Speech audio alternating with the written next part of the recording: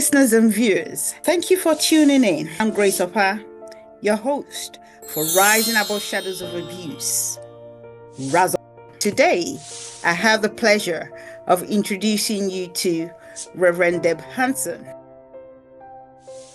What responsibilities come with moving between cultures, and how can an individual or group honor and not appropriate? I want to just start out with saying that honor is such a beautiful word, and the spirit of the encounter, the spirit of the relationship. And on one hand, I guess my thought is that perhaps nothing is pure, that there is one life that we share, that we live in a web of relationships and not tidy little compartments called the nation state, a religious path, an ethnicity. Those do create a sense of belonging and community, for sure. It's a both and. But I think right now our understanding of the world divides life into piece parts and fragments. And we've lost the whole in that. We've lost the big picture. The unity for me is what the invitation is right now. I think it's important, these responsibilities that you mentioned that come with moving between cultures, with crossing borders,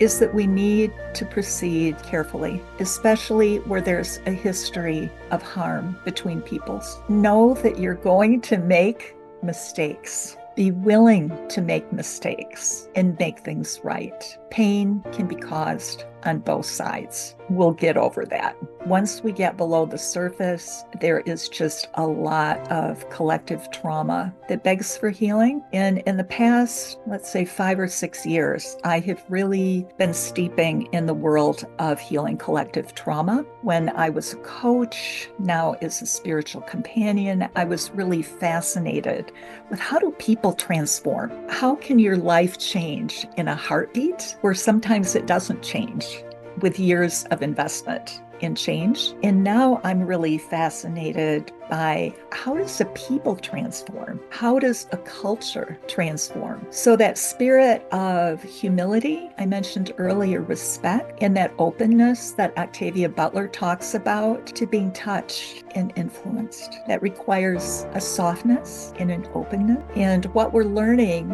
I'm learning in experiences, the experiments that I've been involved with in that field, is that to begin to hold the pain of history, of collective trauma, requires a collective body to hold that. It's just too much for one person. And that's why the social experiments that I'm involved with and I see going on around me are just a source of hope for me and excitement that we can move beyond these old stories and scripts. Thank you. How do the limits of language shape our experience of the world? I'm going to take a moment. Can I just go back and say one thing about your prior question? Regarding appropriation, center the other person, the stranger. Get out of the center of the circle. When entering a forest, I can remind myself that I'm walking into someone else's home, and how I want people to come into my home is the spirit of how I need to be walking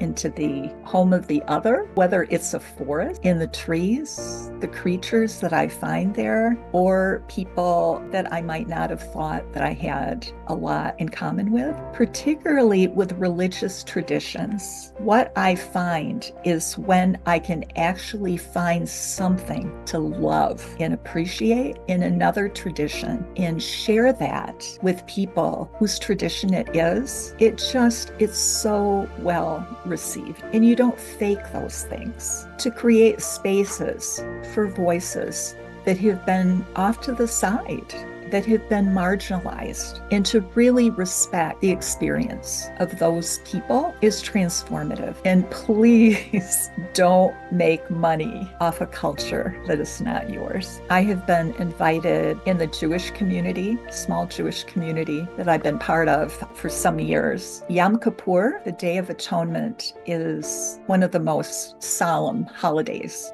It is the most solemn holiday in the Jewish tradition. And a couple times I have been invited to give what's called a vort, or a short teaching along with others on that day. And that's an invitation that I treat with tremendous care and some amount of nervousness to try to play back a tradition that I was not raised in, but that I find very beautiful. It is a real gift, but wait for the invitation, perhaps. So, in a nutshell, we should treat others the way we want them to treat us, which does not involve dropping bombs on schools and hospitals and refugee camps.